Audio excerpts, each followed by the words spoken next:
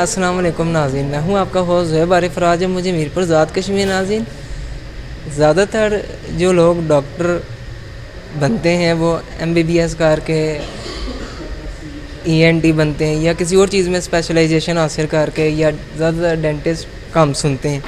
लेकिन बहुत कम हमने सुना हो कि कोई साइकेट्रिस्ट डॉक्टर भी आया हो, बहुत कम हमारे मुल्क में हैं।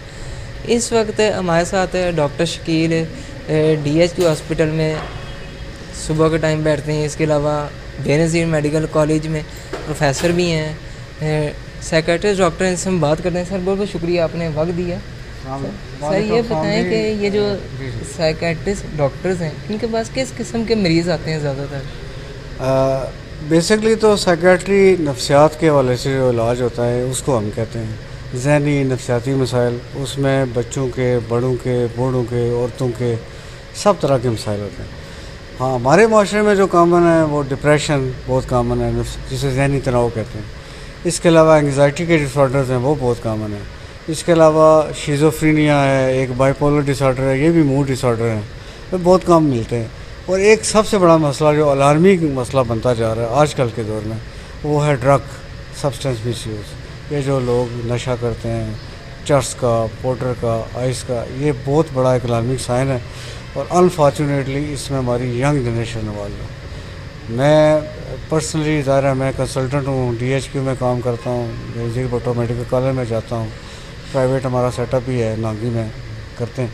इसमें मैं स्टूडेंट्स बहुत ज़्यादा देख रहा हूँ आजकल, यंग लोग स्टूडेंट्स वो जो इन मसाइल का शिकार हो रहे हैं। लड़के तो लड़के, लड़कियाँ भी जो है ना हमारे पास आ रही हैं। आइस बहुत कॉमन हो चुकी है आजकल। वो एक और है नाइट्रोजन गैस को सूंघते हैं, वो भी मसला है, बड़ा प्रॉब्लम है। कोकेन, कैनाबिस, चर्स, गर्दा, शराब तो बहुत लोग यूज़ करते हैं। तो ये बहुत कॉमन इशू है और इसको हम इग्नोर नहीं कर सकते। अगर हम करेंगे तो माशरे का माशरा और फैमिलीज़ की फैमिली डिस्ट्रॉय हो जाएंगी। तो ये ज़्यादा कॉमन मसाइल हैं जो आजकल हम देख रहे हैं। अच्छा, ये जो कॉमन मसाइल आपने बताए हैं जितने भी, इनके सिम्टम्स क्या हो सकते हैं? किस तरह पता चलेगा कि एक मरीज़ है, उसको जी ड्रग्स है या उसको कोई भी? हाँ, बिल्कुल सही फरमा रहे हैं आपके। कुछ बुनियादी अलामात हैं, जिस तरह मरीज़ का नींद का ख़त्म हो जाना, बात बात पे गुस्सा करना, चिड़चिड़ापन करना, अपना सेल्फ केयर ना करना, देखभाल छोड़ देना, खाना पीना छोड़ देना, मूड हर वक्त उदास, परेशान, रोना शुरू कर देना। बहुत लोगों को मुख्तलिफ आवाज़ें आ रही होती हैं और ये कहते हैं कि जी फ़लाँ बंदे ने मुझे काबू किया हुआ है, फ़लाँ बंदा मुझे अपनी मर्ज़ी से चला रहा है, कुछ लोग मेरे ख़िलाफ़ हो गए हैं, कुछ लोगों ने मेरे ख़िलाफ़ ब्लैक मैजिक कर दिया, तावीज़ कर दिए, साया हो गया। और इसके अलावा जो नशे के हैं मरीज़, वो जब तक नशा करते रहते हैं वो ठीक रहते हैं। जब वो नशा छोड़ते हैं तो फिर उनको डिप्रेशन, साइकोसिस, एंग्जाइटी, मूड की तब्दीली, नींद की कमी, सारे जिस्म में क्रेविंग होना, जिसे त्रोटर कहते हैं, वो बहुत कॉमन होती है। उल्टियाँ, पेचस भी लग सकते हैं। ये वक्त के साथ साथ चीज़ें बेहतर होती हैं अगर हम उनको एक प्रॉपर तरीके से इलाज करेंगे। अदरवाइज़ तो ये सिलसिला चलता ही रहता है और मरीज़ डे बाई डे ख़राबी की तरफ चला जाता है। तो मुख्तलिफ़ बीमारियाँ हैं, उनकी मुख्तलिफ़ अलामात हैं, जिसको हम बातचीत करके मरीज़ से इंटरव्यू करके हम डायग्नोज करते हैं। फिर हम एक ट्रीटमेंट प्लान शुरू करते हैं जो हमें 6 महीने, 9 महीने, साल, बस का ज़्यादा लंबा अरसा करना पड़ता है। इसमें मेडिसिन का यूज़ होता है या कोई थेरेपीज़ करते हैं? ट्रीटमेंट के मुख्तलिफ ऑप्शन हैं। वैसे सबसे पहले तो हम मरीज़ की जनरल काउंसलिंग करते हैं ना, कि आप अपने माहौल को ठीक करें, अपने स्ट्रेस को काबू करें, अपने अंदर जो खामियां कोताहियाँ उसको दूर करने की कोशिश करें, रेगुलर एक्सरसाइज करें, डाइट प्रॉपर लें और टेंशन मत लें, ठीक है। फैमिली इश्यूज़ को सॉल्व करें, जो झगड़े हैं उनको। फिर हम काउंसलिंग करते हैं। काउंसलिंग में साइकोथेरापीज़ होती हैं जो साइकोलॉजिस्ट हमारे करते हैं। Psychologist is not MBBS doctor, बल्कि ये एक आम सी डिग्री होती है साइकोलॉजी की, जो BA, BSc लेवल की होती है। फिर इसमें MS होता है, फिर इसमें MPhil या PhD होती है। तो मुख्तलिफ लोग आजकल मीरपुर में लोग कर रहे हैं।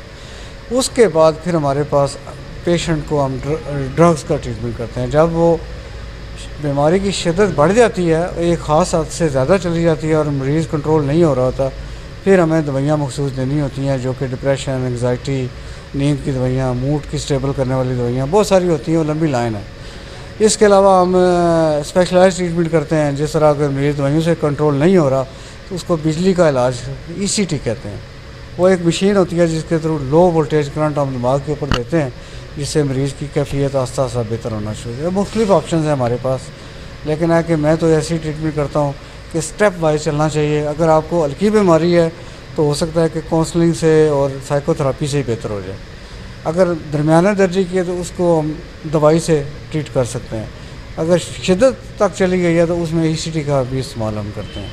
तो ये मुख्तलिफ वैराइटीज़ हैं जिसमें आपने डिसीजन करना होता है मरीज़ की कैफियत देख। अच्छा ये बताएं, जैसे लोगों में आजकल अवेयरनेस नहीं है इस हवाले से, किसी को भी कोई जब कोई ऐसा कोई बीमारी लगती है तो पहले तो उसके घर वाले या वो ये सोचता है कि लोग हमें शायद कहेंगे हम पागल हो गए हैं ये वो, तो वो डॉक्टर के पास भी जाने से डरते हैं। इस वजह से आप क्या अवेयरनेस का पैगाम देना चाहिए? देखिए बात यह है कि हमारी भी कुछ कमियां कोताहियां हैं इसमें। गवर्नमेंट सेक्टर पे कोई सिस्टम नहीं है इतना। कुछ हमारे अपने भी कसूर हैं कि हम इन चीज़ों को स्टिग्मेटाइज कर देते हैं। मतलब लोग कहते हैं वो नहीं जी, अगर इसको नफसियाती प्रॉब्लम हो गया तो इसको जिन और साए और उसकी वजह से हुआ है। हालांकि देखें, अगर मैं ये कहता हूँ कि जिन और साया तवीज़ हो गया तो उससे आपको ब्लड प्रेशर शुगर भी तो हो सकता है, आपका एक्सीडेंट भी हो सकता है, आपके घर में आग भी लग सकती है। ये चीज़ें जब होती हैं तो आप नहीं कहते कि साया है। हाँ, नफसियाती मसला जब भी हो तो आप साया की तरफ चल पड़ते हैं। एक तो इस चीज़ को समझने की ज़रूरत है कि ये बीमारियाँ हैं। जिस तरह आपको ब्लड प्रेशर, शुगर, जोड़ों का दर्द, मैदे का दर्द होता है, ये बीमारी डॉक्टर के पास जाते हैं ना जी, आप शर्माते नहीं हैं, डॉक्टर साहब मुझे ब्लड प्रेशर हो गया है, मुझे ये है। आपको कोई प्रॉब्लम कोई नहीं, दवाई लेके खा रहे हैं, ठीक हो रहा है। इसी तरह ये मसला है, ये ज़हनी मसला है, इसको बीमारी के तौर पर लिया जाए। अगर आप इसको जिन बूझ साए के साथ आप कोरिलेट करेंगे तो लोग फिर डरना शुरू हो जाते हैं कि पता नहीं ये कैसी बीमारी है। हमारे में लोग इसको पागलपन कहना शुरू कर देते हैं। ऐसा कुछ भी नहीं है। आप भी, मैं भी, आप भी, हम किसी भी मसले का शिकार हो सकते हैं कभी भी। इसको पागलपन नहीं कहना चाहिए। तीसरी बात यह है कि अवेयरनेस की ज़रूरत है हमें। इस अवेयरनेस को, जिस तरह आप भी बड़ा अच्छा काम कर रहे हैं, जो लोग आपको सुनेंगे कम से कम मेरा मैसेज उन तक जाएगा कि ये बीमारी है, इसका इलाज ज़रूरी है, इलाज करवाएं, शर्माने की ज़रूरत नहीं है। और दूसरी बात है social media, print electronic media, TV, अखबार और व्हाट्सएप और ये मीडिया यूज़ करने चाहिए अवेयरनेस के लिए, ज़रूरी है।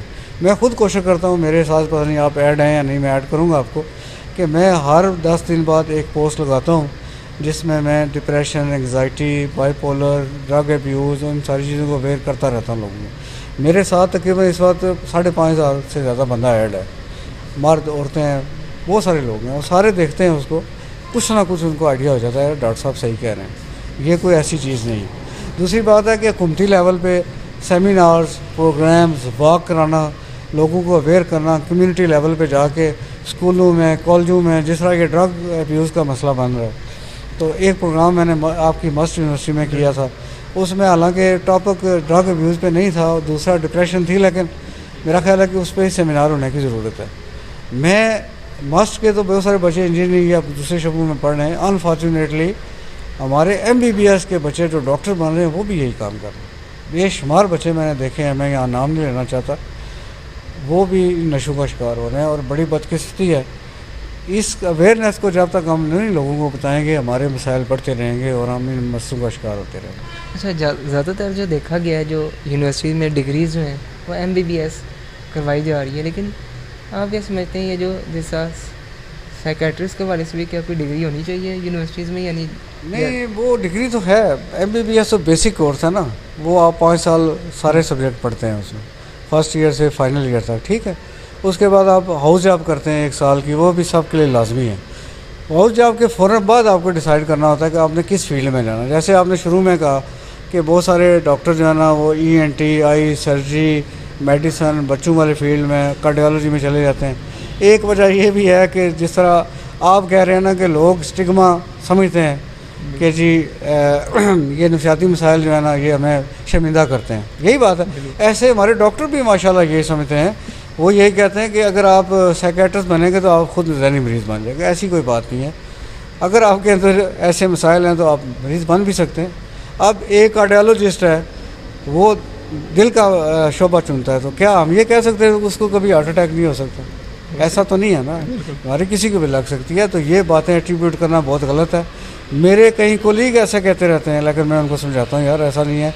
मुझे साइकेट्री करते हुए तकरीबन अब 14-15 साल हो गए अल्हम्दुलिल्लाह। मुझे तो कुछ भी नहीं हुआ, मैं तो बहुत खुश रहता हूँ अल्हम्दुलिल्लाह। बल्कि मरीज़ों को खुश रखने के लिए हम अपना जोक्स भी सुनाते हैं, गपशप भी करते हैं, लोगों से हेलो हाय करते हैं। तो मुझे अल्हम्दुलिल्लाह अगर मेरे अंदर कोई ट्रेड्स हैं तो क्या पता मुझे भी डिप्रेशन कभी हो जाए, ऐसी बात नहीं है, किसी को भी हो सकती है। बीमारी ये नहीं देखती कि आप डॉक्टर हैं, आप इंजीनियर हैं, आप वर्कर हैं, आप बैंकर हैं, आप हाउस वाइफ हैं, सबको हो सकती है। बिल्कुल। तो इसलिए ये वो फील्ड है जो इग्नोर्ड है। आपने बिल्कुल ठीक फरमाया। इस वक्त पाकिस्तान और आज़ाद कश्मीर में गिने चुने टोटल 550 साइकेट्रिस्ट हैं जो इस फील्ड के साथ, और आबादी आप देखें तो आप इस वक्त 23 करोड़ से ऊपर जा चुके हैं। आबादी के लिहाज से बहुत कम है। बहुत कम है ना। और बहुत सारे हमारे साइकेट्रिस्ट जब उनको यहाँ मौका नहीं मिलता वो बाहर के कंट्रीज़ में चले जाते हैं। मेरे खुद बहुत 3-4 दोस्त हैं जो मेरे साथ ट्रेन हुए हैं, उनको नहीं प्रॉपर जॉब नहीं मिला। एक आयरलैंड चला गया, एक सऊदी अरब चला गया, एक अभी अमेरिका जाने के चक्कर में। अब मुझे भी अगर कोई लिफ्ट नहीं कराएगा तो कल मैं यही काम करूँगा। लेकिन देखें, अगर सारे लोग यहाँ से फ्लाई करके बाहर चले जाएंगे तो इन लोगों के मसाइल कौन सुनेगा। बिल्कुल। ये जो हमारी बीमार पॉपुलेशन है, मैं अपनी ओपीडी करता हूँ DHQ में, तो एवरेज मैं 40 से 50 मरीज़ देखता हूँ 4-5 घंटों में। क्लिनिक में देखता हूँ तो 15 से 20 मरीज़ मैं वहाँ देख लेता हूँ। यूँ कह लो कि 60-70 मरीज़ डेली के आ रहे हैं। और ये वो लोग हैं जो मुझे जानते हैं, उन्हें पता है कि साइकेट्रिस्ट ये बैठा है। कई ऐसे लोग हैं जिनको पता ही क्यों नहीं है, जिनको अवेयरनेस ही क्यों नहीं है। वो लोग आपके पास आने की बजाय पीरों के पास जाते हैं, आमलों के पास जाते हैं, जिन तवीज़ और धागे निकलवाते हैं। और मज़े की बात यह है कि कुछ पीर साहिबान मेरे दोस्त भी हैं, वो मुझे डायरेक्ट फ़ोन भी करते हैं कि डॉक्टर साहब ये मरीज़ हमारा नहीं है, इसको कोई ऐसी चीज़ नहीं है, आप इसको ट्रीट करें, देखें। वो मुझे रेफ़र कर देते हैं। बड़े अच्छे दोस्त हैं मेरे, पढ़े लिखे लोग हैं। मैं पीरों के ख़िलाफ़ नहीं हूँ, मैं उनके पास जाने के ख़िलाफ़ नहीं हूँ, मैं खुद मानता हूँ इन चीज़ों को। लेकिन बीमारी की हद तक जब इशू आ जाए तो आप ज़रूर डॉक्टर से मशवरा करें। इस तरह की चीज़ें करके आप अपना मरीज़ का टाइम ज़ाया करते हैं। और ये बीमारी जितनी पुरानी होती है ना, उतनी आपका टाइम वेस्ट होता है और आपकी बीमारी रेजिस्टेंट हो जाती है, जिससे मसाइल ज़्यादा पैदा हो रहे हैं। अच्छा, आपने जैसे बताया आपका काफ़ी तजर्बा भी है। अपने इस तजर्बे में आपने ज़्यादातर किस किस्म के मरीज़ आपके पास आए हैं अभी तक? ज़्यादातर तो ये डिप्रेशन के बहुत ज़्यादा आते हैं, एंग्जाइटी डिसऑर्डर एक होता है उसके आते हैं। ख़वातीन में ज़्यादा देखता हूँ। अगर मेरे पास 40 मरीज़ आ रहे हैं तो उसमें कम से कम 25 से 30 ख़वातीन पेशेंट्स होती हैं, 10 मर्द होते हैं। और मर्द अक्सर जो है ना 5 से 6 मर्द उसमें से ड्रग यूज़ करने वाले होते हैं। डिप्रेशन वगैरह भी होता है उनमें। ख़वातीन हमारी ज़रा थोड़ी सी मज़लूम तबका है, बेचारा डोमिनेट नहीं है।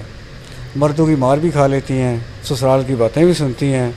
खुदा न खासा अगर शादी के बाद बच्चे ना हुए तो वो ताने। अच्छा, और बीमारियाँ, मसाइल, परेशानियाँ, माली मसाइल, माशी मसाइल, लड़ाई झगड़े, फैमिली के इशू बहुत ज़्यादा मुतासर होती हैं ख़वातीन। डिप्रेशन बहुत कॉमन है। और एक उसके साथ बीमारी होती है जिसको कहते हैं कन्वर्जन डिसऑर्डर। डिप्रेशन के अटैक के साथ लोग बेहोश होना शुरू हो जाते हैं, हाथ पाँव मुड़ते हैं, आंखें ऊपर चली जाती हैं और फ़ौरन बेहोश हो जाते हैं। वो एक डिप्रेशन की एक स्टेट है जिसमें शदीद डिप्रेशन की शक्ल में हो। हम यंग लोगों को देखते हैं, बहुत ज़्यादा यंग बच्चियाँ हैं। और अनफॉर्चुनेटली हमारे माशरे में लोग बच्चियों को पढ़ा तो लेते हैं लेकिन उनकी पसंद के रिश्ते नहीं करते। होता क्या है कि वो बच्चियाँ फिर ज़हनी तनाव का शिकार होती हैं और फिर इस कंडीशन में हमारे पास आती हैं। तो ये बहुत कॉमन है। दूसरा ड्रग के केस मैंने बताया आपको, वो बहुत ज़्यादा कॉमन आते हैं। ये मिले जुले हैं, बस सारे केस आते हैं गली में। जी नाज़रीन, जैसे इस वक्त हमारे साथ यहाँ पे डॉक्टर शकील साइकेट्रिस्ट डॉक्टर मौजूद हैं। मीरपुर में DHQ हॉस्पिटल में बैठते हैं, नागी में इनका क्लिनिक भी है, बेनज़ीर मेडिकल कॉलेज में प्रोफेसर भी हैं। नाज़रीन, जब भी कोई आपको कोई ऐसी बीमारी या इर्द गिर्द आप देखें किसी को कि कोई भी इस किस्म की बीमारी है, फौरी तौर पर उसको पहले साइकेट्रिस्ट डॉक्टर के पास लेके जाएँ ताकि इन बीमारियों का इलाज हो सके। अभी इस प्रोग्राम से हम आपसे इजाज़त चाहते हैं। मुलाकात होगी किसी और दिन, किसी और वीडियो में। फ़ी अमान अल्लाह, गुड।